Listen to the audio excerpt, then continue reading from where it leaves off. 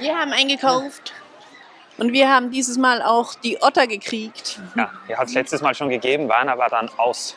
Ja. Viele nette Leute getroffen. Richtig. Und jetzt würde ich sagen, geht's mal in Richtung Essen, beziehungsweise vielleicht auch noch ein kurzer Abstecher zur neuen Achterbahn, denn da stehen nur 10 Minuten Anstellzeit. Ich bin gespannt. Mal schauen, ob das auch wirklich stimmt. Ich muss überhaupt sagen, heute, erstens mal, die Sonne ist jetzt heraus. Also Top-Wetter heute, das erste Mal in diesem Jahr, glaube ich, dass die Sonne scheint. Ja. Und auch die Wartezeit, schaut mal hier beim Express, da sind sie letztes Mal bis hier heraus gestanden, wo die Kinderwegen stehen.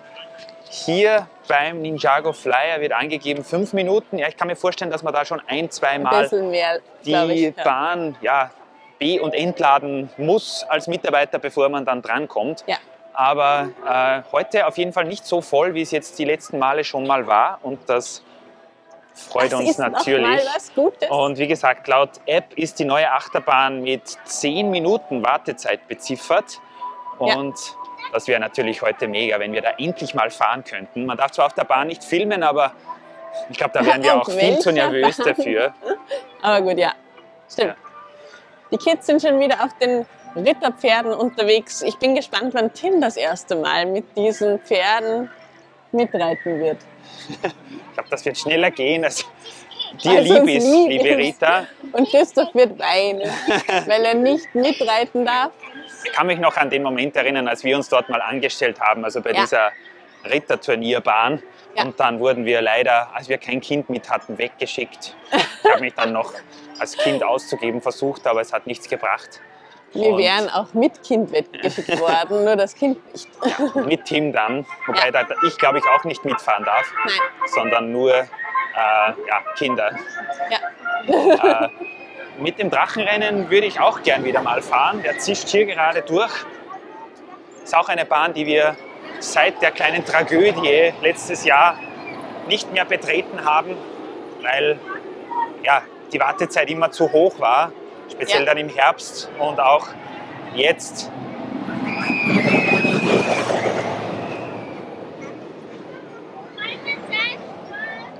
So nett.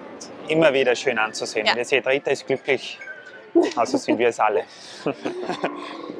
Rita ist einmal warm, einmal kalt, jetzt hat sie die Haube wieder auf, zuerst war sie weg. Es ist die Sonne wieder weg. Ja. Wir sind auf dem Weg in den Mythica-Bereich, laut Wartezeiten, Anzeiger in der App.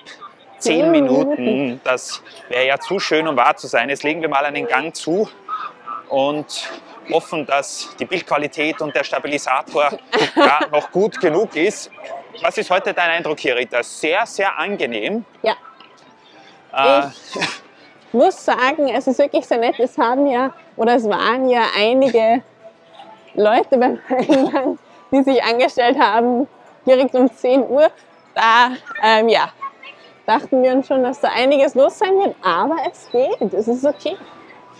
Es ist, wie gesagt, heute der 18. April. Keine Schulferien mehr in Österreich, auch keine mehr, glaube ich, in Deutschland. Aber wir wurden informiert, dass zum Teil manche Kantone in der Schweiz sogenannte Frühlingsferien, würde ich jetzt auch mal beantragen bei dir und bei dir auch, Rita, haben. Hier wird Tim diesen Sommer wieder am Start sein bei seinem Zug, von dem spricht er noch immer. Ja. Wir haben ihn heute aber wieder nicht mitgenommen. Nein, wir haben auch ein Bild davon aufgehängt bei uns im Wohnzimmer. Und ja, ich glaube, das erinnert ihn einfach an schöne Zeiten, so wie uns auch. Ja, und falls ihr fragen solltet, natürlich kommen wir auch mit ihm wieder mal hierher. Aber es ist einfach für einen Tag fast ein bisschen zu anstrengend für ihn. Ja. Wie gesagt, Wecker hat heute um 4:30 geklingelt. Und wir werden wahrscheinlich, keine Ahnung, erst um Mitternacht zu Hause sein oder kurz vorher. Und das ist dann fast ein bisschen anstrengend für einen Zweijährigen. Auch dazu, wenn wir ja hier jede Menge Programm haben. Und wir haben aber schon, wir dürfen sagen, den Campingplatz gebucht im Sommer. Oh ja! Da sind wir wieder fast eine ganze Woche hier, glaube ich. Und das wird wieder ein Traum. Jede Menge Spaß geben. Ja. Ich schaue jetzt mal, wir sind jetzt schon relativ weit fast im Land der Pharaonen.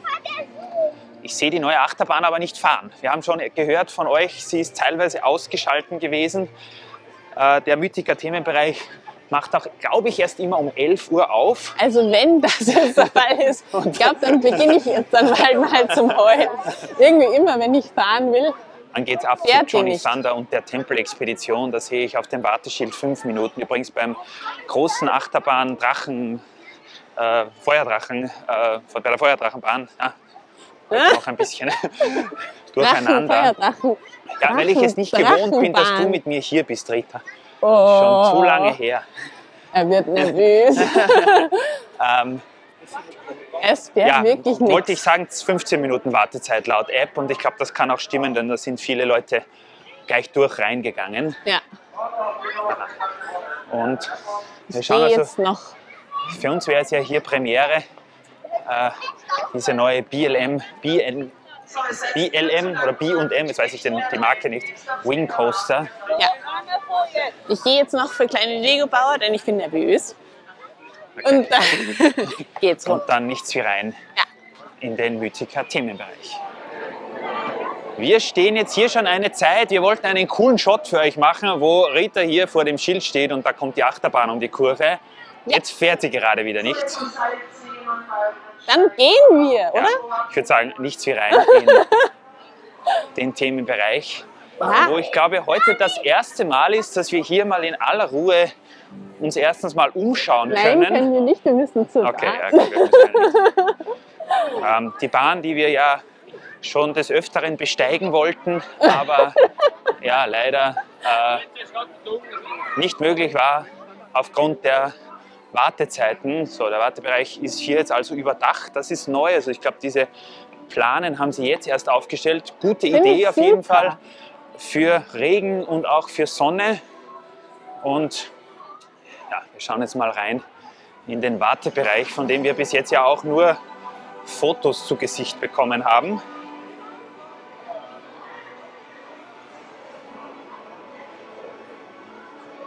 So sieht das hier aus. Cooles Licht auf jeden Fall. Es gibt nicht grünes Licht, sondern blaues Licht. Und hier diese Modelle, die wir vielleicht von der Hinterseite dann nochmal filmen werden.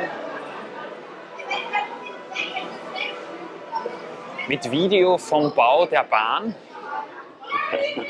Und hier auch noch ein paar dieser Fabelwesen. Wir schauen jetzt mal, wie lange die Wartezeit hier ist und melden uns dann wieder. Jetzt wird es ernst. Wartezeit war jetzt in etwa eine halbe Stunde, also nicht wie angegeben nur 10 Minuten, aber macht nichts. Wir gehen einmal rüber, weil wir schon so gehypt sind. Das ist also der Wagen. Sieht auf jeden Fall mega cool aus hier, auch mit der Beleuchtung.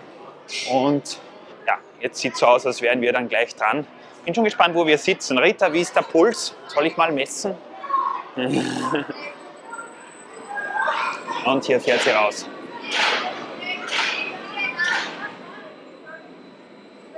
Einmal ganz vorne. Sehe ich das richtig? Ja. Mega. Hier sieht der Wartebereich von der anderen Seite aus. Ich glaube, wir melden uns dann erst wieder, wenn wir gefahren sind, oder? Wenn wir noch am Leben sind. Ja. Wir werden sehen. Ja.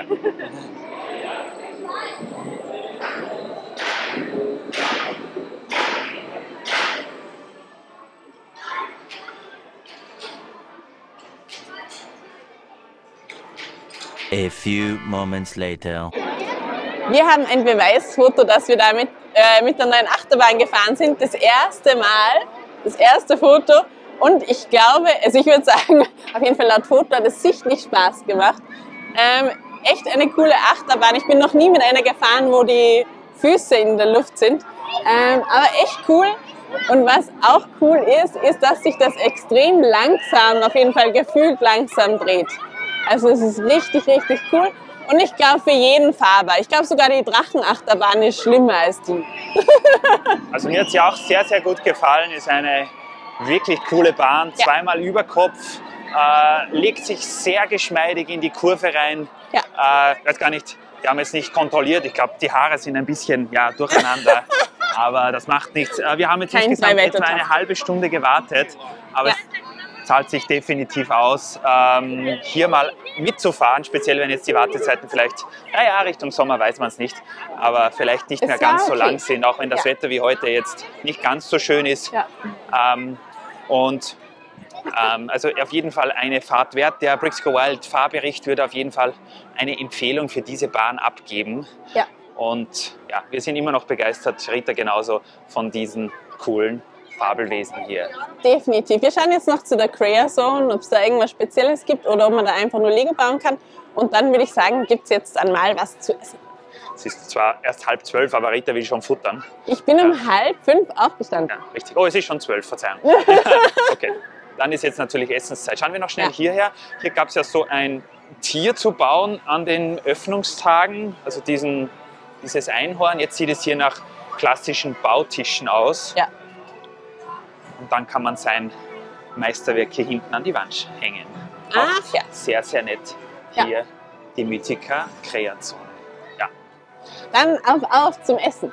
Also, ihr könnt sagen, was ihr wollt. Ich finde die Achterbahn auf jeden Fall gelungen. Ja, sie ist sehr kurz. Ich glaube, die Fahrzeit ist insgesamt nur so in etwa 60 Sekunden. Und aber ich finde, als Beginner-Achterbahnen sind die eigentlich immer ganz cool. Ja. Weil ich denke mir, in anderen Freizeitparks ist es dann doch oft, dass das halt sehr intensive Fahrten sind und das ist ja voll okay. Richtig. Und auch wenn wir voll sind, Rita, aber wir müssen im Hinterkopf behalten, dass das Legoland ja doch auch für Kinder geeignet sein soll und wer richtige Achterbahnen will. Gibt es übrigens in der Fabrik auch als Kuscheltier. Ich weiß nicht, ob es in dem anderen, im City Shop auch gab, aber gab es als Kuscheltier in der Fabrik. Jetzt ist er weg. Ja, wir kennen ihn ja doch. Vielleicht bekommst du den heute noch, wenn du Oh. noch artig und lieb bist du eben. Niemals. Okay, jetzt mal nächster Stopp, Essen. Ja.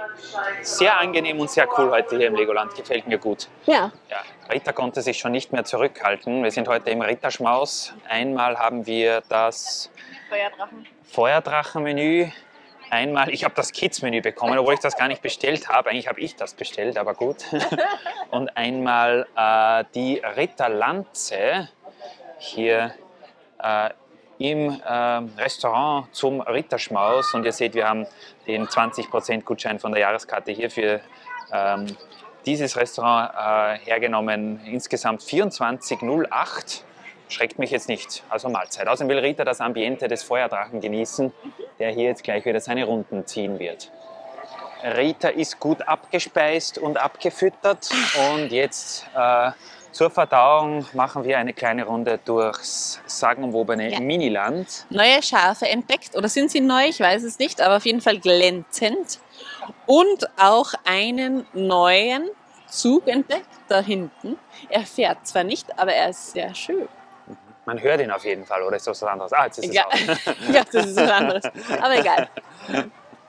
Und ich weiß nicht, Rita, wie oft wir schon im Miniland waren, aber wir entdecken jedes Mal einfach wieder was Neues hier. Ja. Und es ist immer wieder nett, sich hier ein bisschen inspirieren zu lassen und hier Die Kutsche kennen wir wohl schon. die Kutsche anzuschauen zum Beispiel. Eines der großen Mysterien seit mittlerweile mehreren Besuchen ist, dass das Lego-Rennen geschlossen ist. Ist eine unserer Lieblingsbahnen. Ich fahre total gerne damit. Heute wieder. Fahrgeschäft ist geschlossen. Hier steht technische Störung auf dem Display. Und es sind ein paar Wegen hier, man sieht es jetzt nicht, aber dort oben geparkt bei den Bremsen. Also schade, dass die heute wieder nicht in Betrieb ist, aber vielleicht wird es ja in Richtung Nachmittag oder Abend noch was. Denn ich würde gerne schon wieder mal, na gut, wir könnten hier Platz nehmen, aber das ist jetzt auch nicht so lustig, wieder mal hier mit dem großen Rennen fahren. Jetzt ist es früher Nachmittag, ist jetzt wieder ein bisschen kühler geworden, weil die Sonne weg ist, aber trotzdem sehr angenehm und man sieht es, die Leute haben jede Menge Spaß hier bei den Attraktionen, bei den Fahrgeschäften.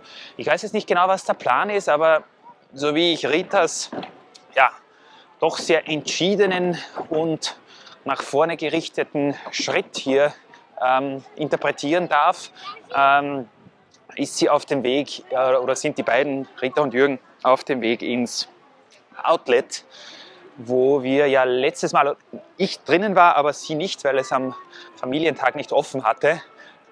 Es gibt dort auf jeden Fall jede Menge Duplo-Steine, vielleicht auch was anderes für Tim. Wir schauen da mal rein, denn das ist immer einen kleinen Besuch wert.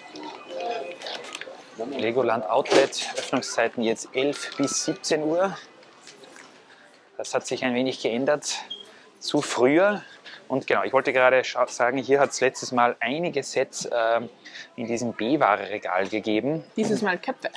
Dieses Mal diesen Kopf hier, wobei der ist jetzt von 17 Euro auf 13,59 jetzt nicht unbedingt reduziert, und ein Mario-Set. Letztes Mal waren ja hier die Achterbahn, die große und alles drinnen.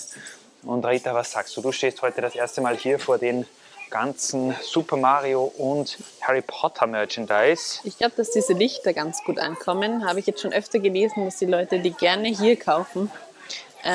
Eben zum Beispiel die Blue Shell oder die grüne. Sieht aber auch echt cool aus.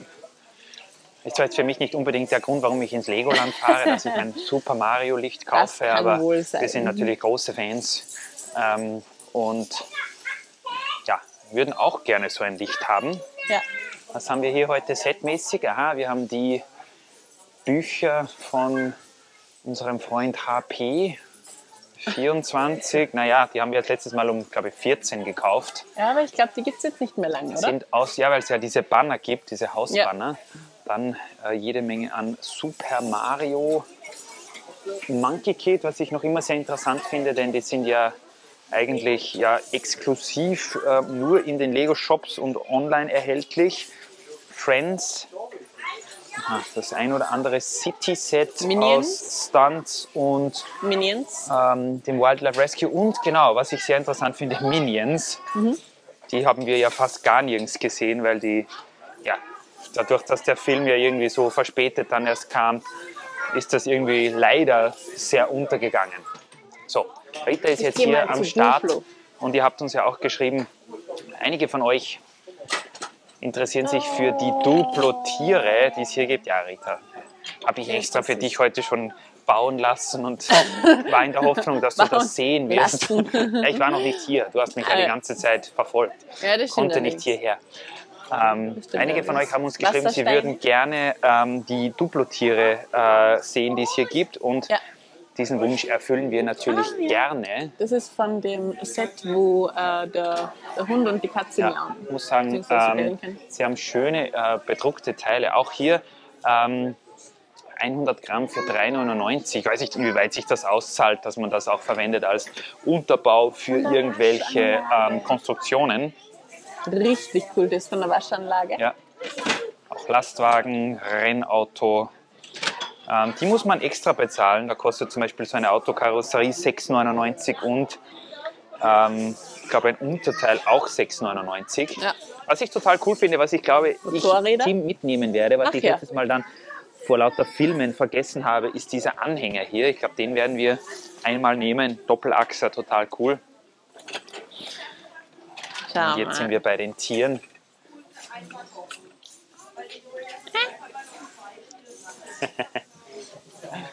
Also da haben sie dieses Jahr wirklich auch stark abgegradet.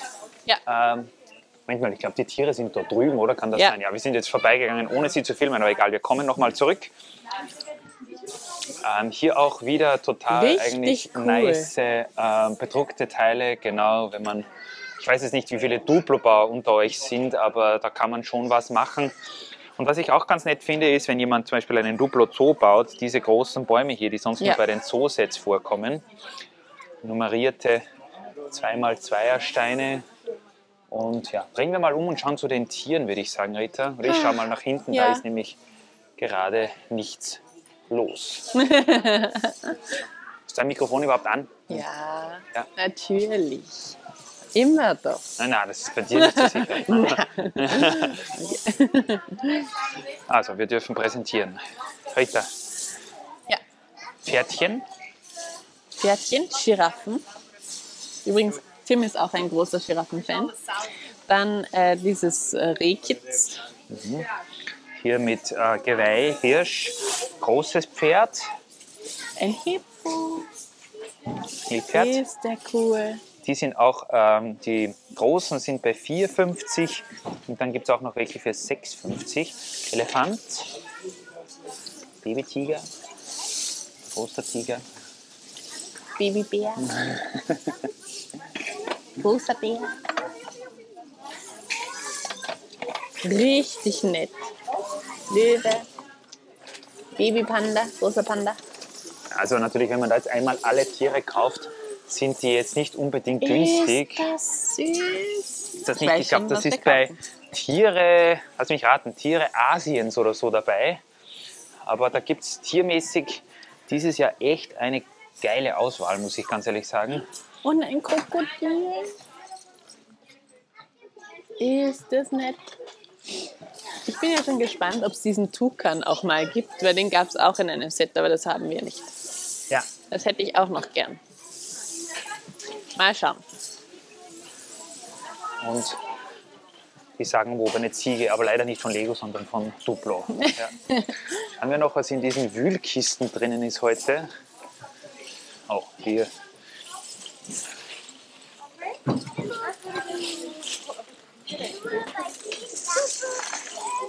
Sehr viel in Rot. Felgen.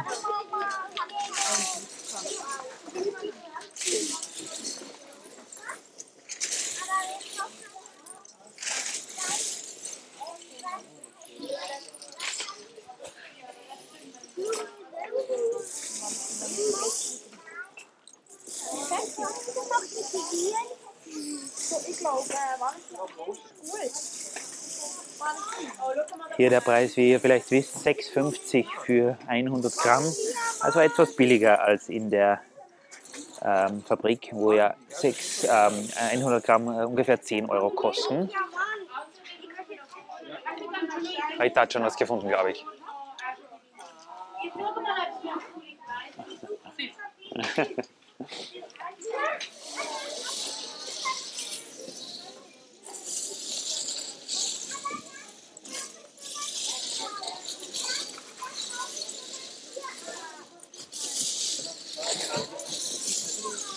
Ja, so hätte ich euch den Flug.